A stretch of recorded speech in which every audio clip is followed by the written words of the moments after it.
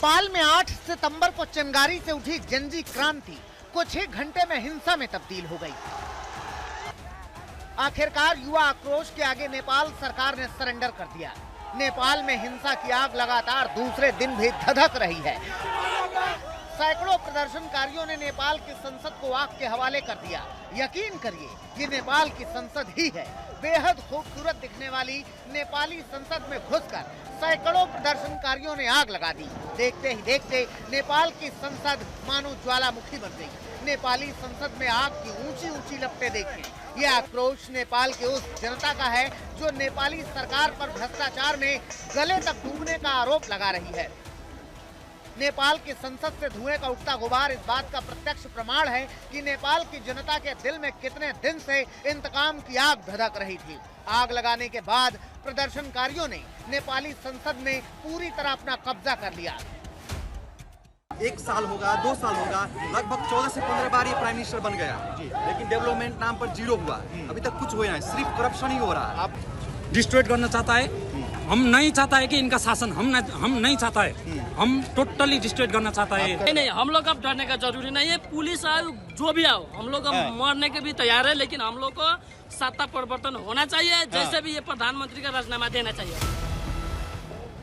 नेपाल के संसद का हाल देखने के बाद अब आप राष्ट्रपति का निजी आवास देखिए। प्रदर्शनकारियों ने राष्ट्रपति के निजी आवास में घुसकर पहले जमकर तोड़फोड़ की, फिर उसे आग के हवाले कर दिया। नेपाल की आक्रोशित जनता ने पीएम ओली के आवास को भी फूंक डाला।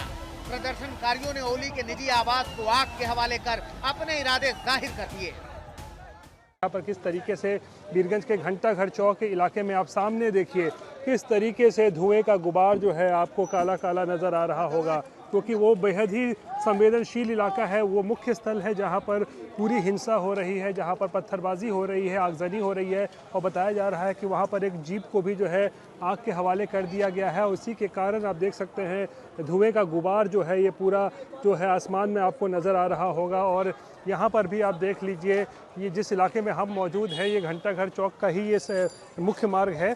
और यहाँ भी आप देखिए आगजनी जो है थोड़ी देर पहले की गई थी और रह रहकर प्रदर्शनकारी इस पूरे इलाके में पहुँच रहे हैं, पत्थरबाजी करते हैं पुलिस पर। उसके बाद फिर वो उन्हें खदेड़ा जाता है तो वो फिर तितर बितर हो जाते हैं। प्रदर्शनकारियों ने इस्तीफा दे चुके नेपाल के गृह मंत्री रमेश लेखक के घर पर भी तोड़फोड़ और आगजनी की। देश हमारा है, ये जिंजी लोग का देश है। ये नेता लोग सब भाग गया। ये नेता लोग काम चोर है, भ्रष्टाचारी है। और ये देश के लिए ये जिंजी ने 2 दिन में सब कुछ कर दिया। ये इस नेता सब ने हमारा 19 वर्ष खा दिया और अब हम लोग का प्रधानमंत्री होना चाहिए। नेपाल के 3 मंत्रियों के इस्तीफे के बाद और पूरे देश के मौजूदा हालात देखते हुए प्रधानमंत्री ओली ने भी अपने पद से इस्तीफा दे दिया। इससे पहले आर्मी चीफ ने ओली से साफ कह दिया था कि अगर देश के हालात को काबू में करना है तो उन्हें तुरंत इस्तीफा देना होगा। फिलहाल ऐसी खबरें आ रही हैं कि ओली को हेलीकॉप्टर के जरिए सुरक्षित स्थान पर पहुंचा दिया गया है। कुल मिलाकर पड़ोसी देश नेपाल का जब इतिहास लिखा जाएगा तो 8 और 9 सितंबर की तारीख का जिक्र ऐसी क्रांति के रूप में होगा जिसने सरकार को घुटने टेकने पर मजबूर कर दिए। देखिए, अभी भी आपको दिखाई देगा प्रदर्शनकारी वहाँ पे जो आग लगा हुआ है उसमें सरकारी संपत्ति को ला के रख रहे हैं। और ये ट्रैफिक लाइट था जिसको तोड़ा गया है प्रदर्शनकारियों द्वारा।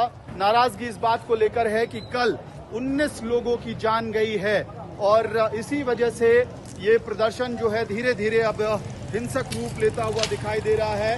ये गौशाला इलाका है, यहीं ठीक सामने दूसरी तरफ आर्म पुलिस है जिसने जो टीयर गैस के शेल्स होते हैं वो वहां से फायर किया ताकि प्रदर्शनकारी जाए। अब मैती घर एक बहुत महत्वपूर्ण इलाका है काठमांडू का, नेपाल की राजधानी का, वहां प्रदर्शनकारी इकट्ठा हो रहे हैं। नेपाल में दूसरे दिन काठमांडू के अलावा कई शहरों में हिंसा की आग धधक रही है। प्रदर्शनकारियों ने कई मंत्रियों को भी टारगेट बनाया है। देखिए भीड़ कैसे नेपाल के वित्त मंत्री विष्णु पौडेल को दौड़ा दौड़ा कर पीट रही है। एक प्रदर्शनकारी ने भाग रहे विष्णु पौडेल के सीने में लात भी मारी। पूर्व प्रधानमंत्री देउबा और उनकी पत्नी को भी भीड़ का शिकार बनना पड़ा। पूर्व पीएम देउबा हमले में बुरी तरह घायल हो गए। उनकी पत्नी दारजू देउबा ओली सरकार में विदेश मंत्री थी। नेपाल के कई मंत्रियों के घरों को उपद्रवियों ने फूंक दिया है। भीड़ ने कुछ सांसदों की संपत्ति को भी नुकसान पहुंचाया है। फिलहाल नेपाल के हालात नाजुक बने हुए हैं, लेकिन सवाल है कि जिस जनजी क्रांति को कहा जा रहा था कि वो सोशल मीडिया बैन की वजह से आक्रोशित हैं, असल में वो इससे इनकार करते हुए अपने आक्रोश की वजह भ्रष्टाचार से तंग आना बता रही है। रोहित सिंह, अमित भारद्वाज और पंकज दास के साथ आज तक ब्यूरो। तो नेपाल उबल रहा है। नेपाल में जेनजी जो प्रोटेस्ट हो रहे थे उसने पूरी तरीके से नेपाल में एक तरीके से क्रांति ला दी है, पूरी तरीके से तख्ता पलट कर दिया है। और अब प्रदर्शनकारियों की मांग है कि काठमांडू के मेयर को फिलहाल प्रधानमंत्री नियुक्त किया जाए, लेकिन फिलहाल नेपाल में शांति अभी तक बरती नहीं जाएगी ये माना जा रहा है, क्योंकि अभी भी वहां पर कई जगह पर प्रोटेस्ट की खबरें इस वक्त हमारे पास आ रही है। काठमांडू में क्या हो रहा है, नेपाल में क्या हो रहा है, उसका भी जायजा लेंगे। हमारे साथ तमाम मेहमान भी जुड़ रहे हैं। हमारे साथ लेफ्टिनेंट जनरल एसएल नरसिम्हन, पूर्व मेंबर है India national security advisory board के, और उसके साथ साथ चाइना के एम्बेसी में डिफेंस अटैची भी वो रहे, और उसके साथ साथ डिस्टिंग्विश फेलो है गेटवे हाउस में। अचल मल्होत्रा हमारे साथ जुड़ चुके हैं, पूर्व डिप्यूटी परमानेंट रिप्रेजेंटेटिव है इंडिया के यूएन में, यूनाइटेड नेशंस में, पूर्व डिप्लोमेट है। और उसके साथ साथ थोड़ी देर में हमारे साथ लक्ष्मण दत्त पंत, नेपाल से जर्नलिस्ट भी हमारे साथ जुड़ेंगे। लेकिन इस वक्त सबसे पहले जानकारी लेते हैं कि नेपाल में इस वक्त क्या हो रहा है। हमारे संवाददाता आशीष इस वक्त वीपी हाउस से हमारे साथ, वीपी चौक से हमारे साथ जुड़ रहे हैं। आशीष, फिलहाल ग्राउंड पर क्या स्थिति बनी हुई है? अभी भी अफरा तफरी का माहौल साफ यहां पर नजर आ रहा है। आशीष, आप अगर पीछे की तस्वीरें देखेंगे तो लाइव एक्सक्लूसिव तस्वीरें हम आपको आज तक पर आपके हवाले कर दिया गया है प्रदर्शनकारियों के द्वारा। यहाँ पर आप सिर्फ धुआं और आग ही देख सकते हैं। ये एक्सक्लूसिव तस्वीर, क्योंकि अभी भी शाम का वक्त है, चारों तरफ आप देखेंगे सिर्फ और सिर्फ प्रदर्शनकारी दिख रहे हैं। और ये हालात किया जा रहा है वो किस तरीके से सरकारी जो कार्य आशीष से हमारे संपर्क में थोड़ी दिक्कत हो रही है, क्योंकि नेपाल में इस वक्त जिस तरीके की स्थिति बनी हुई है, हर चीज का वहां पर तकलीफ इस वक्त साफ नजर आ रही है। वीपी चौक से दरअसल वो जुड़ रहे थे। आशीष, अगर आपको हमारी आवाज आ पा रही है तो एक बार फिर मैं आपसे जानना चाहूंगा कि फिलहाल आप जो तस्वीरें वहां से दिखा रहे हैं वो तस्वीरें हम तक पहुंच रही है, लेकिन नेपाल के करीब करीब हर शहर में यही स्थिति इस वक्त नजर आ रही है। नेपाल सुलग रहा है।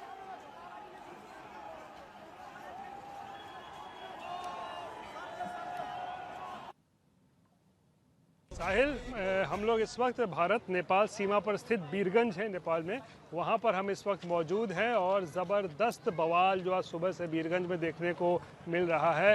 काठमांडू की एक अलग कहानी है जो चल रही है, लेकिन दूसरी तरफ बीरगंज जो है पिछले 2 दिनों से सुलग रहा है। और पूरे शहर में आप जिधर भी जाइए आपको केवल और केवल बवाल की तस्वीरें जो हैं वो नज़र आएंगी। पूरे हर चौक चौराहे पर चले जाइए, हर जगह पत्थरबाजी हुई है और कई गाड़ियों को जो है आग के हवाले कर दिया गया है। और जो हालात अनियंत्रित हो चुके हैं, क्योंकि सबको लग रहा था कल रात में 9 बजे कर्फ्यू लगाया गया, आज सुबह तक 9 बजे तक के लिए लगाया गया था, लेकिन आज सुबह से जब फिर एक बार हिंसा शुरू हो गई तो फिर शाम 6 बजे तक के लिए कर्फ्यू लगाया गया था।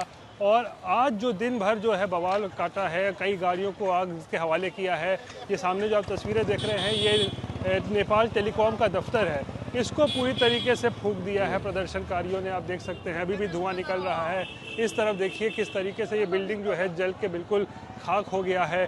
तो इसके बाद जिस तरीके से आज हालात हुए हैं उसको देख के अब प्रशासन ने अनिश्चितकालीन कर्फ्यू लगा दिया है पूरे बीरगंज शहर में। यानी आप समझिए कि स्थिति सुधर नहीं रही है।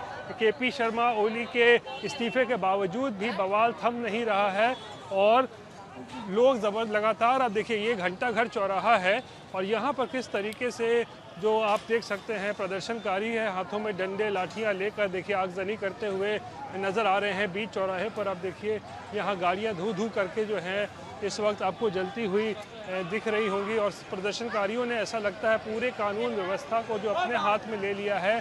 पुलिस प्रशासन कहीं नज़र नहीं आ रहा।